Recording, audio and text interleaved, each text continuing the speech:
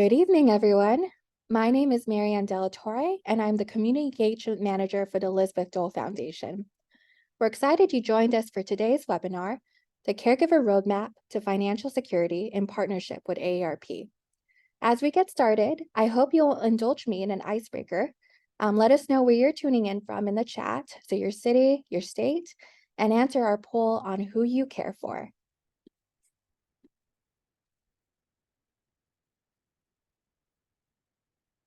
We have Oklahoma. Thank you for tuning in. Connecticut.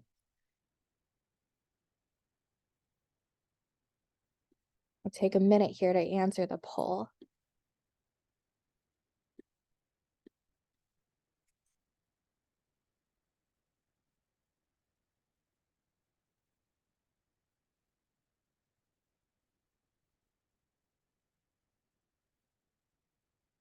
Incredible. And if you are on our Hidden Heroes Caregiver online community, please feel free to share your answers on the chat, who you care for, and also where you're tuning in from.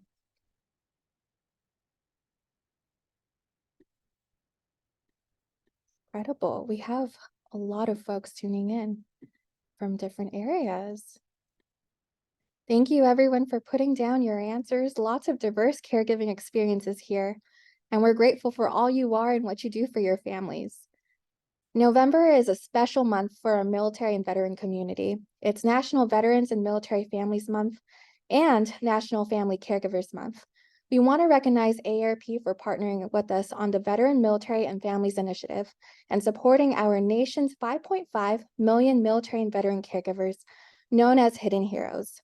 AARP offers an array of services to military and veteran caregiving families. To learn more, please enjoy this video by AARP CEO Joanne Jenkins.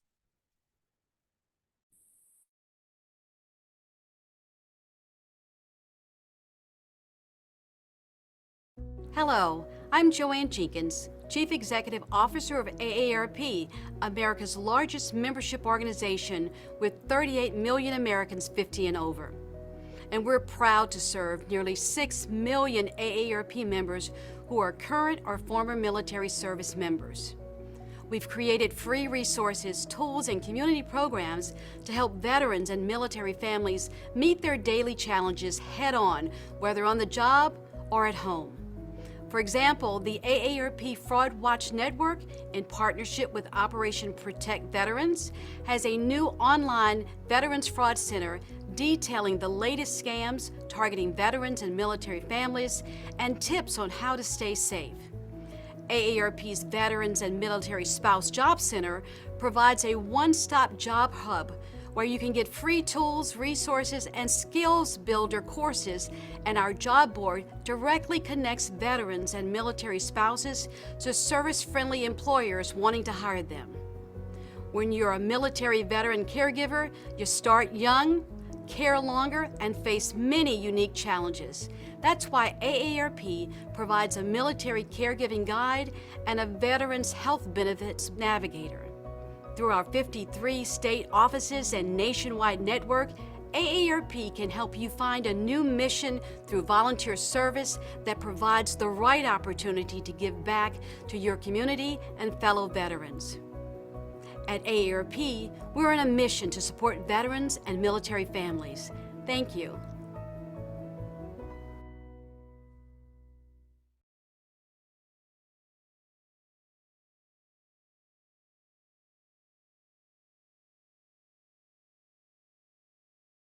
What an incredible video. And again, we're so grateful to AARP for their partnership.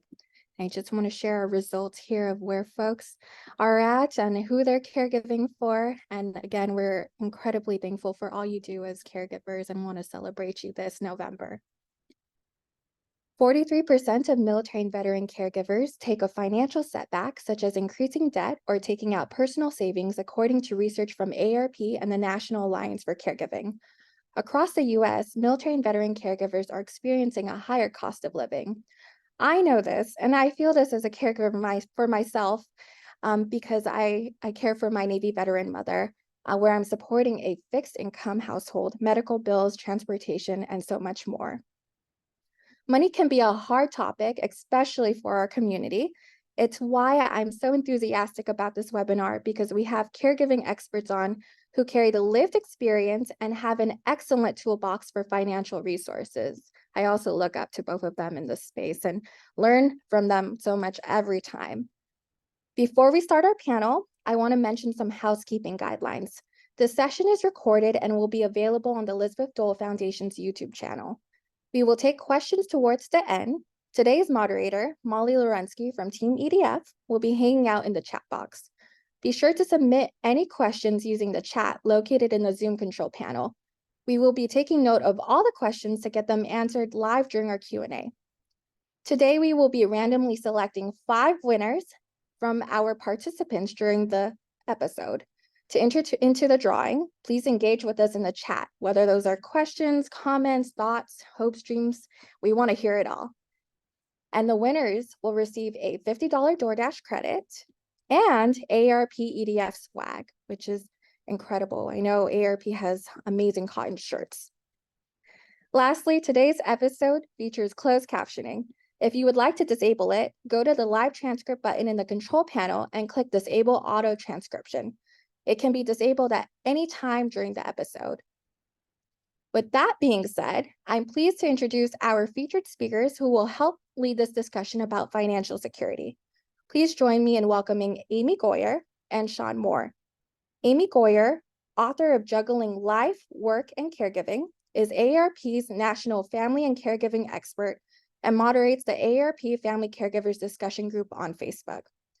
Now on to Shawn. Shawn Moore serves as the Director of Support Programs for the Elizabeth Dole Foundation, where she supports financial and employment-related initiatives.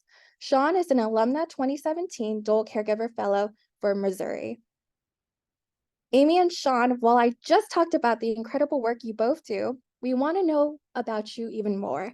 What's your caregiving story, and when did you realize you were a caregiver? Amy, we'll start with you, and we have beautiful visuals to complement your stories and your journeys.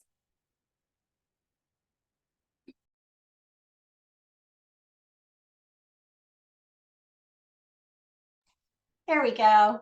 I brought some of my own personal scrapbook photos to share with you today. This is my granddaddy, CV. He was a veteran of World War I and World War II and the Korean War.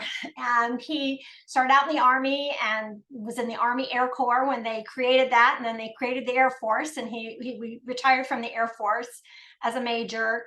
And he ended up taking care of my grandmother, who had Alzheimer's disease. And many of you take care of veterans. You know that they're not always the ones who are focused on taking care of everyone else. My grandmother always took care of him. And, you know, and when the tables were turned, we weren't quite sure how he'd do, but he was amazing. He was a hero to me. He did the best he could. And I helped out by teaching him how to use incontinence supplies and how to, we got Meals on Wheels for them and home health aid set up. My dad lived in Arizona. My grandparents were in Indiana, and dad was an only child. So I was living in Ohio. I was working in the field of aging. I was a music therapist to start out with, and later I worked for the State Department of Aging in Ohio. So I kind of knew the ropes. And I made many trips, 6.5 hours to their house, to whether it was to put up the Christmas decorations or take them out to eat or just check on the care they were receiving. There was not a lot of support then for my grandparents in terms of veteran caregiving support for him or for my grandmother. Now, flash forward to the next slide, and this is my, you'll see my dad. If you can change the slide. There we go. So Daddy was a veteran of World War II and the Korean War. And he, was in the 10th Mountain Division in World War II. They went into Italy and drove the Nazis out of the Alps, ended the war in Italy, and a few days later, ended the war in all of Europe. And so my dad ended World War II. At least I grew up thinking that. And so my dad was he stayed in the reserves, and then he was recalled during the Korean War, right after my parents were married. Stationed in Germany during the occupation, actually. He didn't end up going to Korea. but he had, really a full military career at that time. And then he became a college professor and really didn't avail himself of any veteran benefits. And he ended his career teaching at Arizona State University. And when he did, during the time that we were caregiving for my grandparents, my mom had a stroke. So dad became a caregiver also for my mom. I came in, stepping in, and my sisters to help support him and her came in and helped when my dad had a hip replacement, many episodic hospitalizations, surgeries, other things. But eventually my dad, when he was about 82 or so, started showing signs of Alzheimer's disease. And so he did end up with the same disease his mother had, sadly.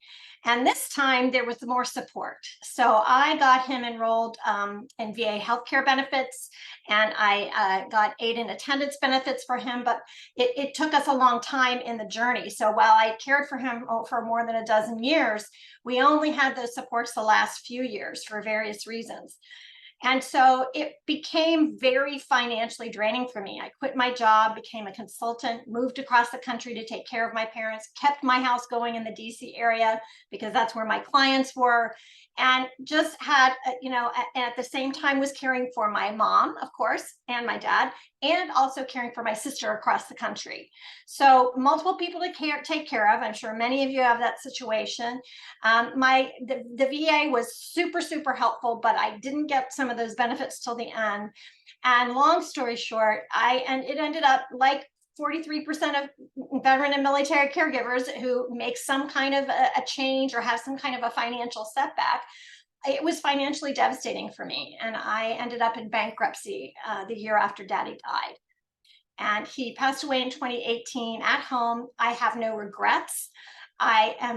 Mom had died 5 years before he did, and my sister passed away a year after my mom. And, the thing I know is that I did my best for them. And looking back, I'll share a little later, I'll share some of the things that I learned in terms of the financial aspects of this. But I'm really glad I did it. And I'm happy to share with you. I share the bankruptcy because people don't talk about money, just like what Marianne said.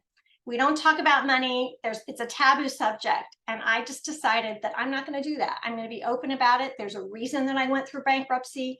It was very, very hard, humiliating, demoralizing. And I get criticism from some people, but I know I did the best I could. And that's what I take with me as I go forward.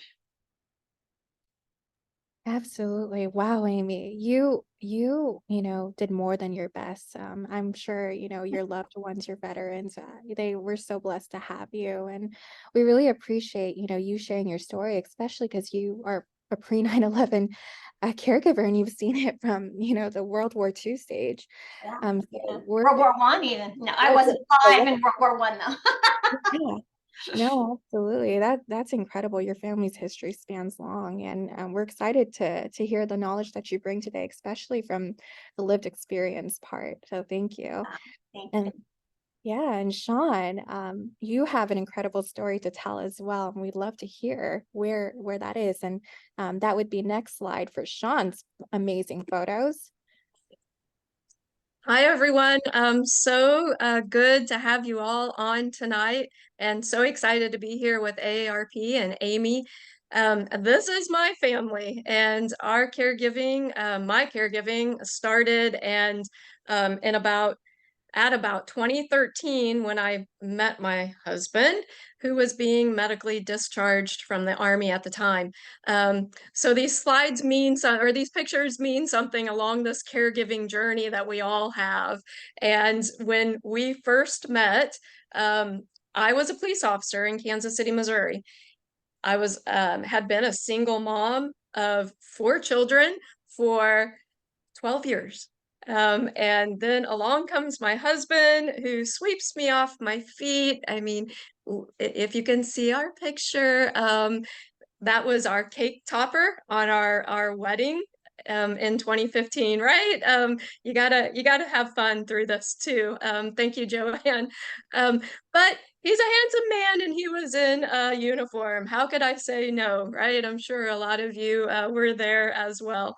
But I quickly learned that being a police officer was not very conducive to getting a phone call from my husband saying, "Hey, I need you at home." As you can see in these pictures, my husband looks what I'll quote, normal. He doesn't look like he has any physical injuries, which we can't see. My husband came home with a lot of the invisible wounds of war, PTSD, anxiety, depression, suicidality. And when he called, I needed to be home. But when I looked at my sergeant and said, "Hey, I need to go home," they didn't quite understand it. So about a good 5 years into us being married, I left the police department, but I am not one to sit around, and I wanted to make sure that I was taking care of myself and feeding my soul, which I know in this caregiving journey, it's really hard for us to do at times.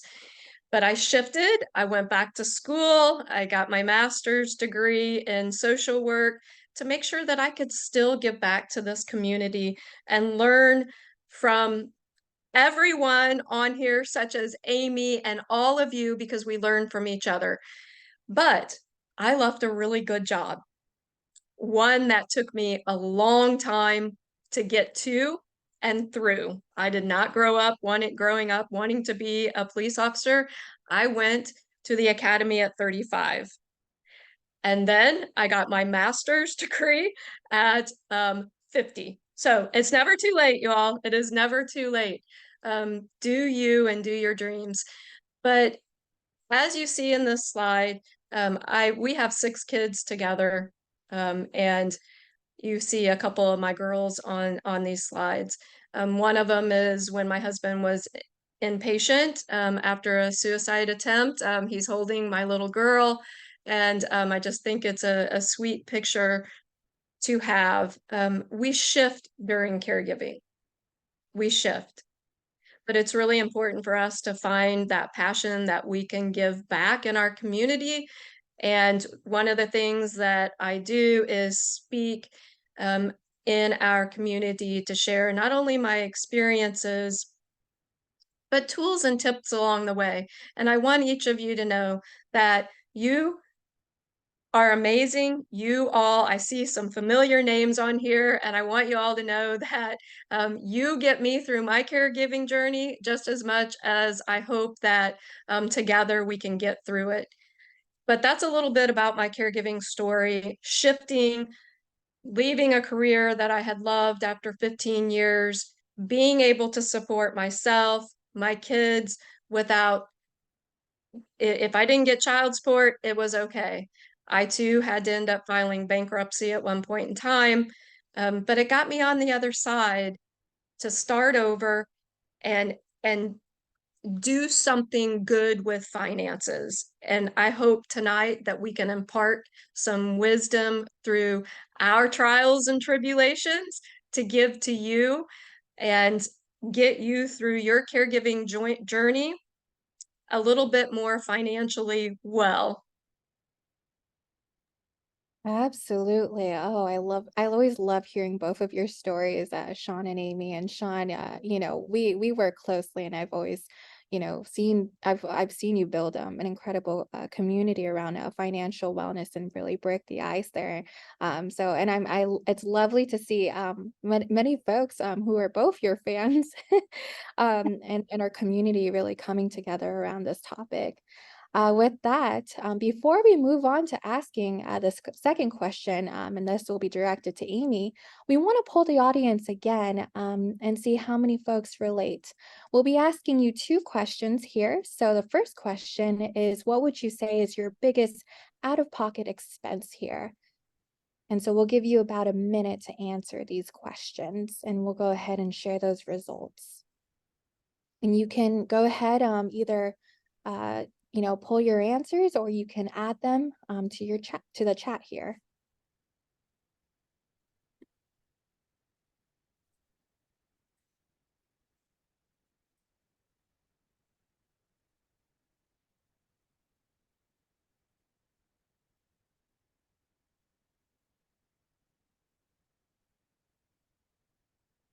Marianne, I see someone saying they can't see the polls. Do you have any tips for them? Let's see here. You can't see the polls. So the poll should be showing up again. If you can't see the polls, that's okay. So the first question you can go ahead and type in the chat here your answer.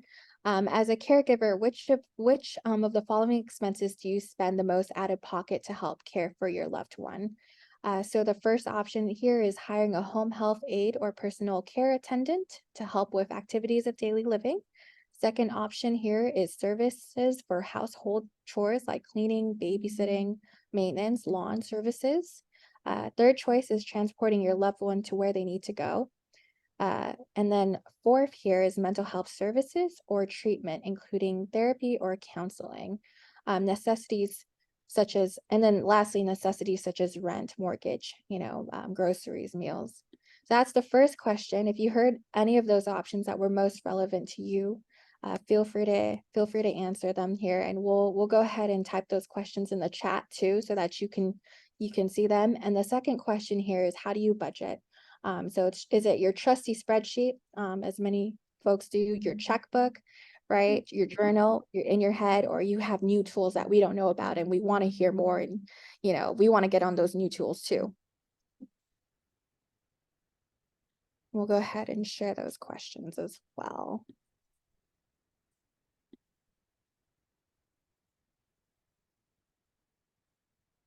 And we're gonna end the poll here so that folks can see some of those answers, and Shawn and Amy can see those answers as well. And folks are also writing here in the chat.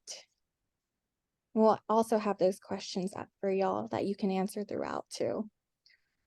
So what we see here is that the majority have the challenge of necessities such as rent, mortgage, payments, groceries, meals, utilities, phone, computer services. Followed by the second is hiring a home health aide or personal attendant to help with activities of daily living. And then our second question, which is the more fun one, is folks use their trusty spreadsheet, and I need Excel lessons, so we love that. We love that. And then we have folks doing their checkbook. I'm the in my head person, and I should not be in my head, so that's why I'm also part of this webinar, learning from Amy and Shawn here. That's incredible. And I just want to read folks in the chat too. So folks are saying, their mortgage, and folks are also, saying it's in their head as well for doing much of their finances. Well, we're excited to provide more tools to you today.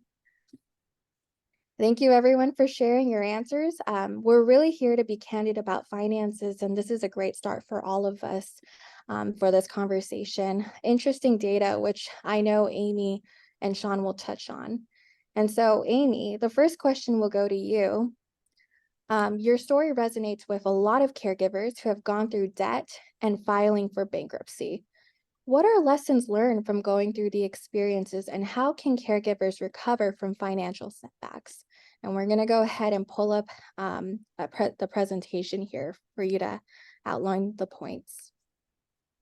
Yeah, it was interesting, that poll. I certainly, my parents moved in with me eventually, so I was paying the mortgage and for all the food and the utilities and all of those things in that one poll option. But that at the same time, I was paying for hired caregivers because I made the choice not to stop working. And which I'm glad I did, because in the end, at least I still had my career, and I'm really was the only one in the family who had an income and kept everything afloat. So both of those were really high expenses for me. And I often do look back and think, okay, what could I have done differently to avoid bankruptcy? And I think that the first thing was that I did not have a financial advisor for me. I kept thinking I should be able to figure this out. I can handle this. I can, and if you're like me, you're the person who also helps everybody else in the family. So even though I'm taking this huge expense of caring for my parents, I'm trying to help my sister too. After she passed away, I was trying to help her children. other family members. And so I think if I'd had someone who was my financial advocate saying, Amy, do this, do this, do this, don't make this choice, make this choice. It might have helped me a little bit. My biggest my biggest problem was credit card debt, because I just was paying for everything that my parents' budget. And after my mom passed away, the budget was even smaller because they had long-term care insurance. So her payment went away. And Dad's budget basically was his pension, his Social Security. I got him aid and attendance benefits eventually, and his long-term care insurance, which is a lot more money than most people have. And it still wasn't enough because of him having dementia and it going for so long, and all those years with no savings left. When I first got involved, their savings were completely gone, and any investments they had, and they had worked with a financial planner. But that financial planner, who I continued to work with, was for my parents, not for me. And I think that was one of my biggest mistakes, because I just absorbed everything, trying to keep them out of debt, and built up debt for myself, thinking, I've got time, I'll be able to work out of this debt, I'm younger, etc. And that was faulty thinking, I think. So I put a lot of energy into taking care of myself when I was caregiving, but I didn't put enough energy into taking care of myself financially. This is self-care. So I would urge you to work with a financial professional, a financial counselor, a financial advisor, credit counselor, a financial planner, someone who has expertise in this area on an ongoing basis. And if you're like me, I thought, I don't want to spend the $500 or the $1,000 or whatever, for that. I need that money. But in the long run, it would have probably saved me money. My second tip is to maximize the support you do have for the veterans. I can't even think about what it would have been like the last few years if we didn't have that support from the VA. We began getting all of Dad's incontinence supplies for free. We got medications, most of his medications for free. There was one we didn't want to use the generic, so and ended up having to pay extra for that because Medicare didn't cover it all either. We got medical supplies and hospital bed and ramps, and they have grants to modify the bathroom and things like that, which we did end up having to modify our bathroom. And it didn't help pay for the whole thing, but it was a little help. But those are the things that we have to really maximize, and including the cash benefits of aid and attendance. If your loved one served during wartime, they or their spouses may be eligible also. So I encourage you, I get a lot of questions from caregivers saying, is my loved one eligible for this or that? The VA is a little complicated. We'll talk about that a little more tonight. And so it's often kind of a complicated answer in terms of eligibility. And there are lots of different programs and different supports. Always ask, always try, always apply, always make that phone call to the VA Caregiver Support Program, and just do what you can. There are veteran service organizations that can help you with this. My parents' estate planning attorney had one attorney who just did benefits and helped us go through the application process. So there is help out there. You do not have to pay someone to help you apply for aid and attendance benefits. I just went through this recently with a family member where somebody was going to take the first 3 months of their benefits. You don't have to do that. The third thing is to really utilize other community supports. I think one of the things that, if your loved one is a career military in particular, you are used to just working with the military system and with the VA. There are a lot of other community supports for caregivers and for people who are aging in place at home. And you need to be sure you're taking advantage of those as well. So some of those things are eligibility is determined by income, but not all of them. So there are aging and disability resource centers all across the country, and they can help people who have disabilities or people who are aging, or both. And they can, the area agencies on aging are often very closely tied to the ADRCs. Contact them. You can find yours through the Elder Care Locator. Don't let the name elder care locator put you off if your loved one isn't an older adult. If they have a disability, you can find that ADRC through that elder care locator anyway. Contact them, find out. There may be meals that can be delivered. It's possible they may be eligible for some low income heating and energy assistance, LIHEAP program that can help with pay with your utility bills. It might be that there are services like there are chore services or yard work assistance or home health aides. It might be that they qualify for Medicaid if they don't qualify for veterans benefits. So be sure to leave no stone unturned, because it's really a puzzle that we put together with a lot of different pieces. And that's how it was for my dad. It wasn't all the VA by any means, but that was a big piece of our puzzle. But it was also, again, his long-term care insurance and respite care that we got from, because there was a state program.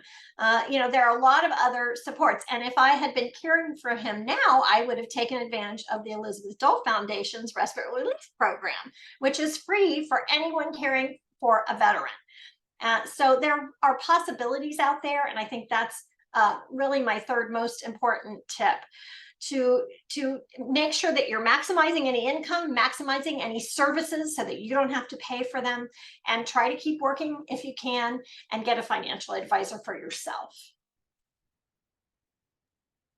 Absolutely. And I can't echo the local aging and disability resource center enough. I have utilized this, especially caring for both my parents and, reaching out for respite, in addition to, financial resources and tools. And they're incredible at connecting me to local resources, whether that's those are the food banks or just, initial help for grants. And I also used to work at one in California. So one of the caregiver resource centers. So we don't utilize those resources enough as military and veteran caregivers because we're so ingrained in the military network, and it's important to really reach out to those external community resources as well. And I know Shawn has that similar experiences, and she and I always discuss this. And honestly, Shawn, this has informed much of your financial wellness work at the foundation. I know so.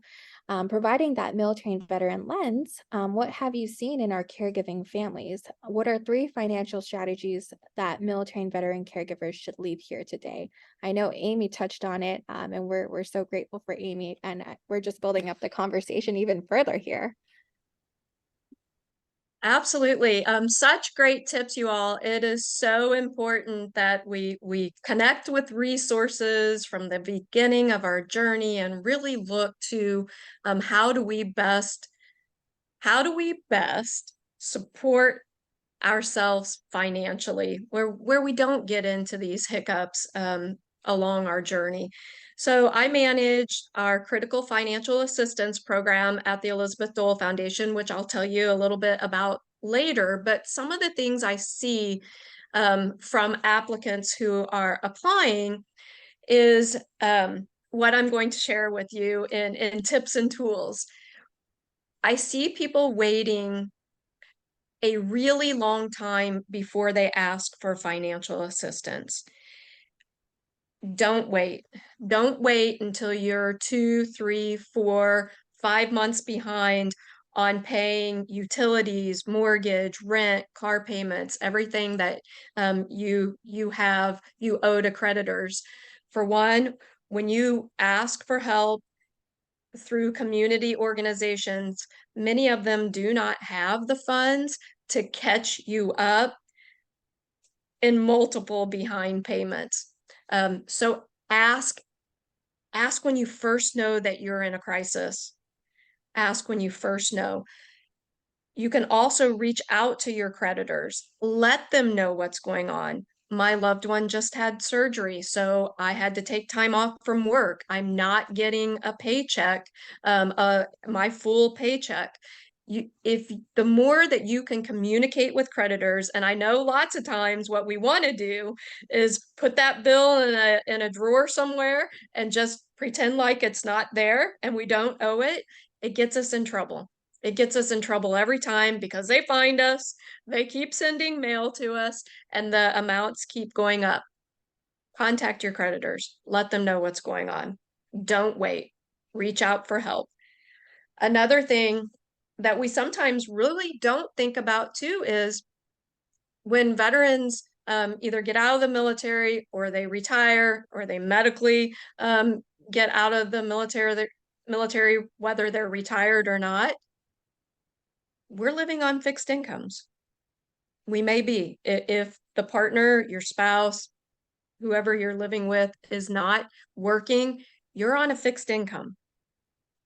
Being on a fixed income means you may have to downsize. You may not be able to afford that $500,000 home anymore.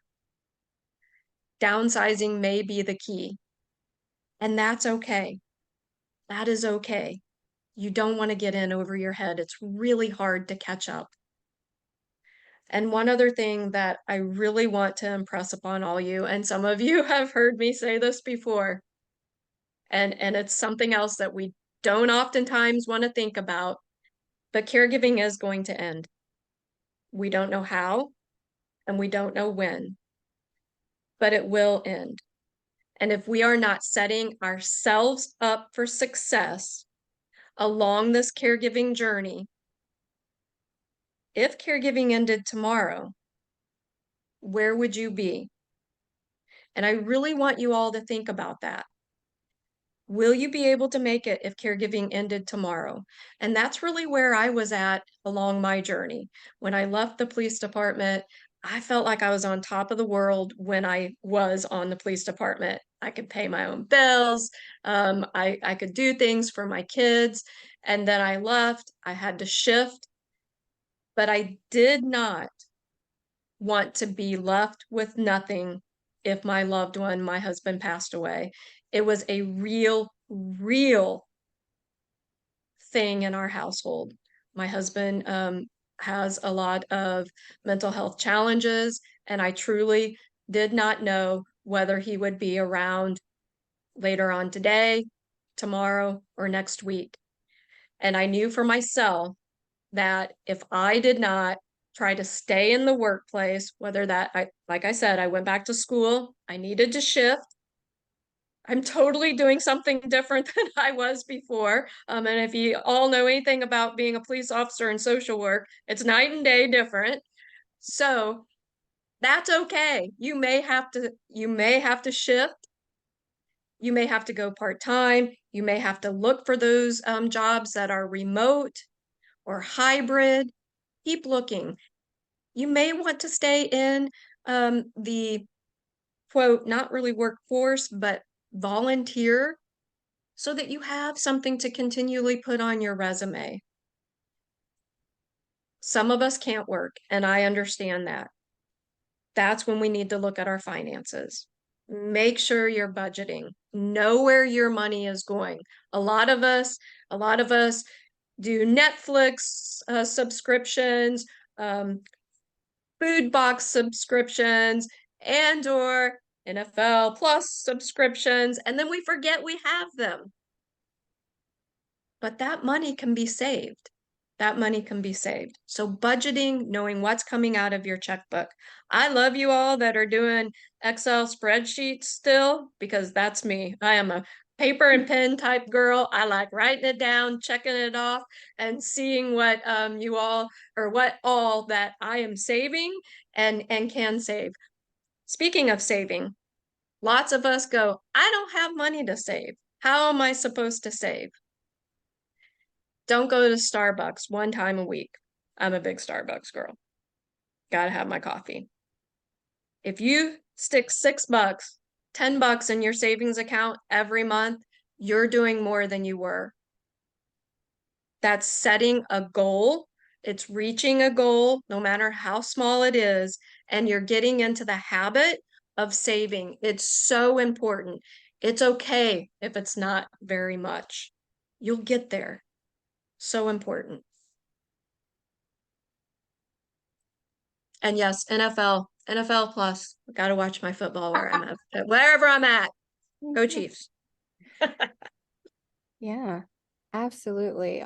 Honestly, and that is the hard reality with the rising cost of living. As mentioned, I'm from San Diego, and I'm feeling the extreme burdens of gas is at least almost $7.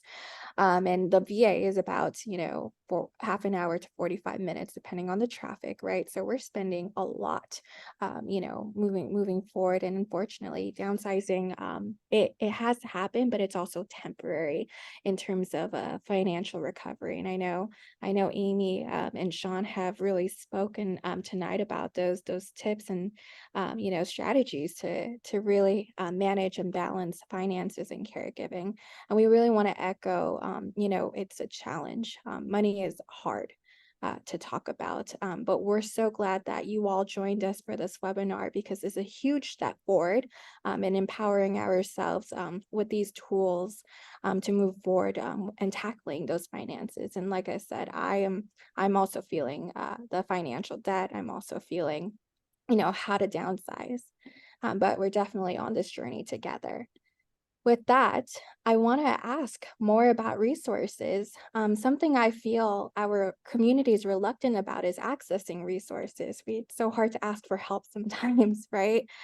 I know this. I think I'm always the last one to think about. And I'm sure, Amy, Sean, you felt this too, and many of our audience as well.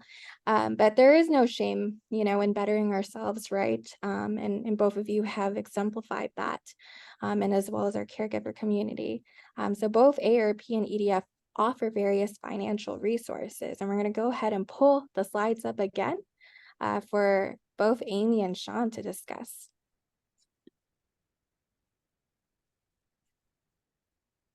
I think Amy will pivot over to you. Okay. I just want to go over a few of AARP's free resources for family caregivers who are caring for veterans and military members. First of all, we have and of course, I need to emphasize the fact that AARP teams up with Elizabeth Dole Foundation whenever we can and work together on these guides. We have free military caregiving guides, and that guide, and there's also a shorter version called the handbook.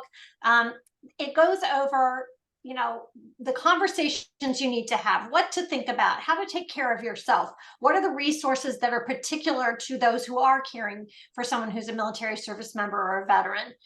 It's a great resource, and you can download it at these links here. We also have a free mental and emotional health support pocket guide, and I think this is really crucial because finances are incredibly stressful pretty much for everyone at some point. And it's part of caregiving is debilitating emotionally anyway, and our mental health can be affected in so many various ways, and this is one of them. So please check that out. It's just aarp.org/self-care guide. And then in the next slide, I want to tell you about our financial workbook for our military and veteran family caregivers. And if you wouldn't mind just going ahead and clicking through there you go, my bullets. You can find this at aarp.org/VMF caregiver money. And it goes through talking about how do you plan for the costs of caregiving? What are the conversations you need to have around money and other things? And then it has some really useful checklists in it on the health things, the housing things, the things that are specifically about money, and plans for the future, which is critical. Like Shawn said, this is going to end someday, and then where am I going to be? We have to think about ourselves as we are planning. And then we offer some really critical resources in this guide as well. We also have in the next slide another great resource to share, and that is our Facebook group. So some of you are watching tonight, maybe you're members. I think I saw someone post you're a member of our Facebook group. I moderate the Facebook group. It's just if you go on Facebook, just search for AARP Family Caregivers Discussion Group. And it has, just as of tonight, as a matter of fact, 16,000 members. We just hit 16,000 members tonight. And it's a way for you to connect with other caregivers, solve problems, say, I'm struggling financially. How can I get help with this or that? Although we deal with a lot of issues. So whether it's, how to deal with incontinence, how to deal with my loved one's mental health problems, how to deal with the family members who are not cooperating or helping, how to deal with conflict. Everything is fair game in this group. And we also share a lot of resources. I do Facebook Live chats every month with educational opportunities and guests. We just share a lot of really helpful information in the group. So I urge you, if you're not already a member, please hop on there right now and join us. And it is a private group, so that you have to ask to join and answer a little question. You can even just say, I saw Amy Goyer speak tonight. That's going to be enough. And because we do our best to keep scammers out and to protect you as much as we possibly can. We don't want people in there trying to sell you things, but we will share free things and other resources. And sometimes when somebody has a problem, we will share a link to something that's very specific to help them. So those are the things I wanted to share. And I have one more slide that gives you a few more links to some of AARP's resources. We have our general website for all things that have to do with veterans and military families is aarp.org/veterans. And you can always go there. You'll find links to some of these resources that I've been talking about from that landing page. We also have a whole slew of resources for all caregivers, whether you're a veteran or military family caregiver or not. Any type of caregiver, and that's at aarp.org/caregiving. And we cover financial and legal and caring for someone at home and all the basics, and we have a whole section on self-care.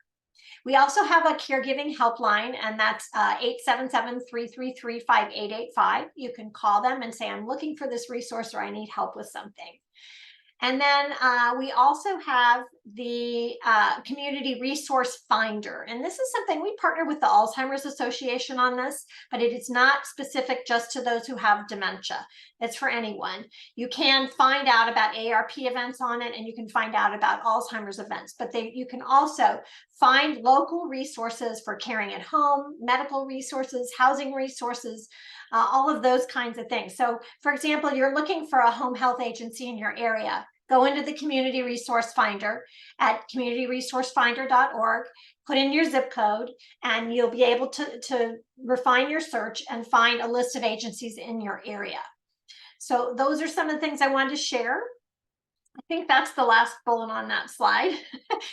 Yeah, okay, we have one more. Obviously, critical support is the caregiver support program at the VA, and I know Shawn will also share that as well. We always send people there, and that is for any type of caregiver for someone who's caring for a veteran.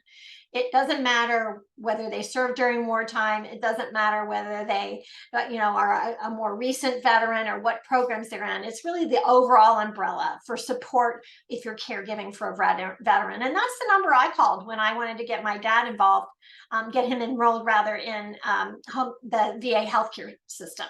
So they helped me get connected to the right people, and they'll connect you to someone down in your local area as well. Thank you, Amy. And then we'll move on to Shawn with the Elizabeth Dole Foundation.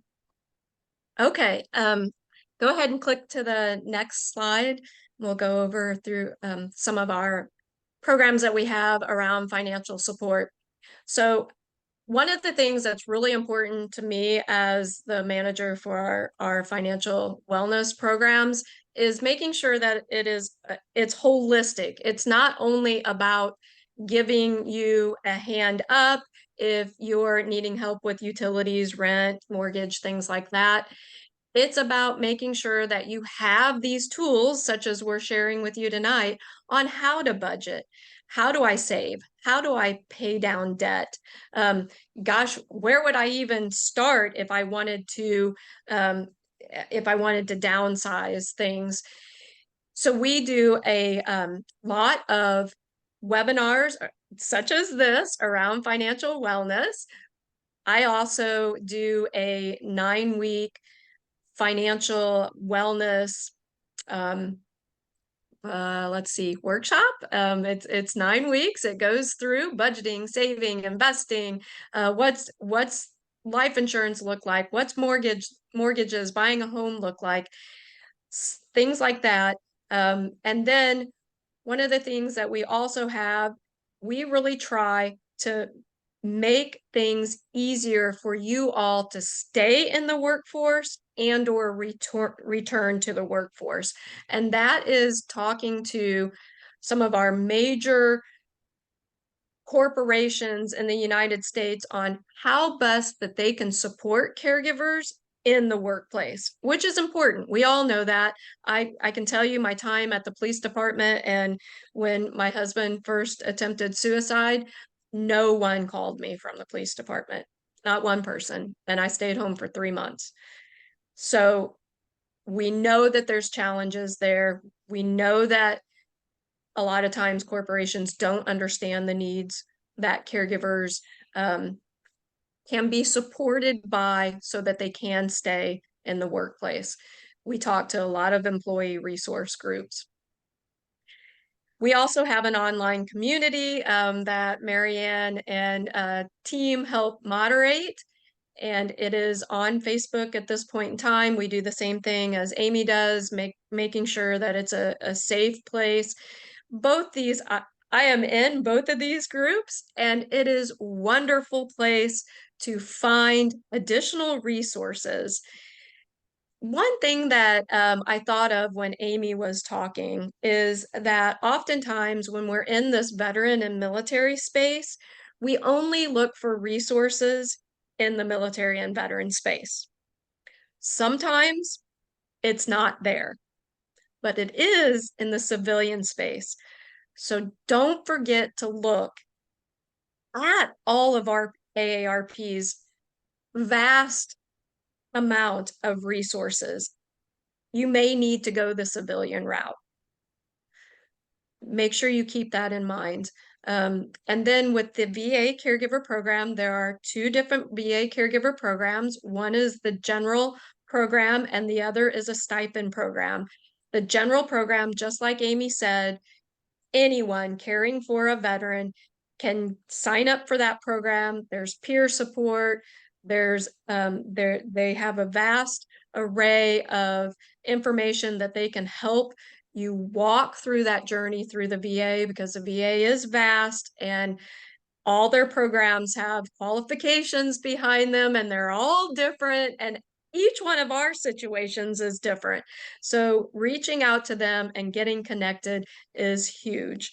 Their stipend program has more qualifications to it, but if your loved one is over 70% or over in disability ratings and they have a combat related injury, you may be eligible for that program and get a stipend every month. Please check out EDF's website to look at our other programs that we have. I've seen some of you put in the chat about mental health. Mental health as a caregiver is so very important. So very important. You must take care of yourself. And this is not superficial, you all. You cannot do this journey alone, and you can't do it without support. I am so grateful to the support that I have along my caregiving journey. I am still at it every day, and I never know what that day is going to look like. But having other people that understand and who are going through this journey as well, whether it be I'm having a tough time with finances, I'm having a tough time with my mental health, I'm having a tough time looking for resources, I'm having a tough time supporting my kids through all this and the changes in their parent or loved one, reach out. We've got you. We can do this together. I promise we can do it together.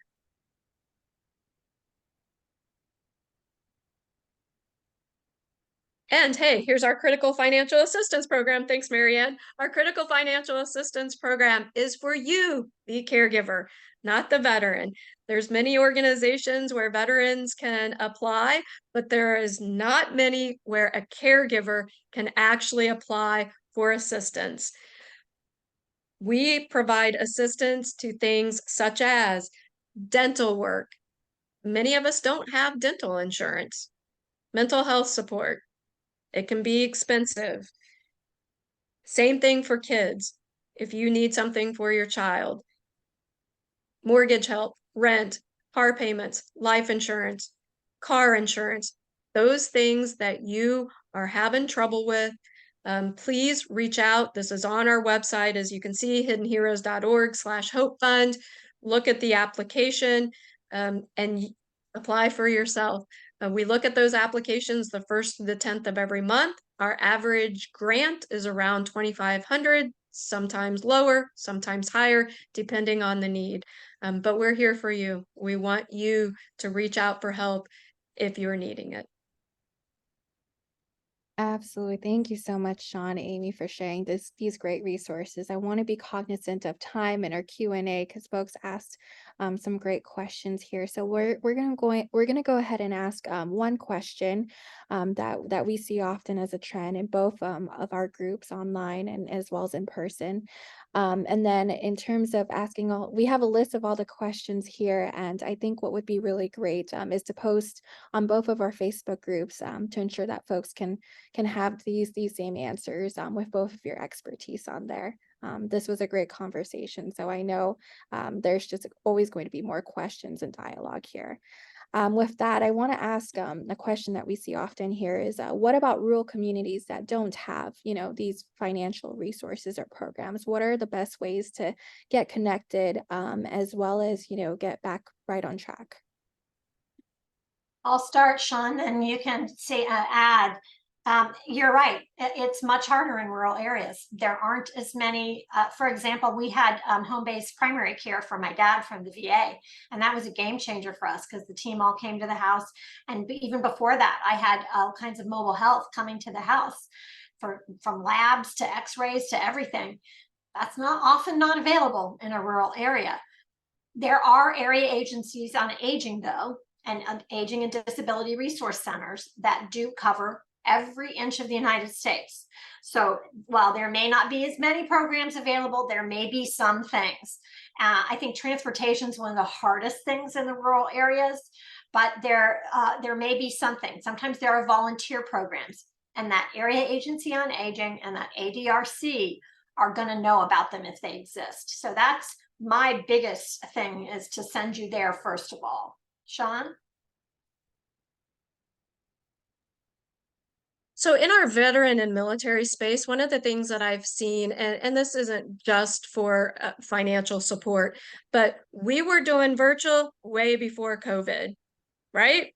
Many of us were doing things virtually because we may not be able to leave our house at times because of our loved one. We may not be able to leave our kids with our loved one. So we've been doing virtual for quite some time. The Elizabeth Dole Foundation, there are other organizations, AARP and others, that have a lot of virtual offerings that will, even though you're in a rural area, will keep you connected. That's important as well. Keep connected. If it's virtual, it's better than nothing. And you may I have this happen quite frequently. We'll go around and introduce each other, and then Susie and Shelly know each other, or they don't know each other, but they live a couple of blocks from each other. You may have caregivers right in your area, but you just don't know. Take the chance, get on some virtual offerings, and keep connected in this space. That's a really great note, both. And so with that, we're going to go ahead and announce our giveaway winners. So very much congratulations to the following 5: Angelina Young, Carmen Breer, Yolanda Archuleta, Mike Olivares, Samantha Hanlon. Congratulations. Please email us directly at events@elizabethdolefoundation.org with a good mailing address, and we'll get those special prices to you. So we're going to end the Q&A segment earlier, but again, we have these questions listed, and we'll definitely get those answers over to you with resource links from both AARP and the Elizabeth Dole Foundation. We highly encourage you to ask these questions in both the AARP Facebook group and the Hidden Heroes Caregiver online community. Both groups are a source of knowledge, and you'll find peers and experts, both Amy and Shawn, in there answering these questions as well. So if you need a little bit more, time with them, as we always want. With that, we're so grateful for you to come on today, Shawn and Amy, sharing your expertise, your incredible stories.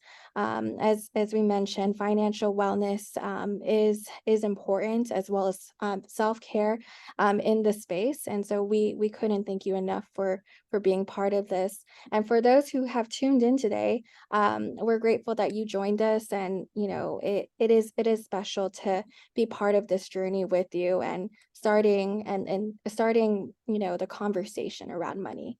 With that, thank you for joining us today. Shawn and Amy, I'm going to have you, ask you if there's any last words on your behalf. No, just thank you for working with me on this and letting me be a part of it. And again, I urge people join our Facebook group. We will post. I'm looking at. We're going to get all the answers, questions that weren't answered, and I'll post responses there. And I know Shawn will make sure the same thing happens, and Marianne in the EDF Facebook group. So be sure and check those, and you can always post new questions there. You can reach out to me on a private message on Facebook. You can check out the AARP website, aarp.org/veterans. Yeah, I echo what Amy said. Thank you so much for taking your all's precious time to attend tonight and be with us.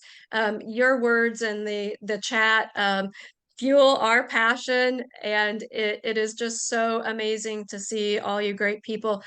Please remember, take care of yourself. I know that can be daunting at times when you're taking care of others, but it is so important for you all to have your own identity outside of caregiving.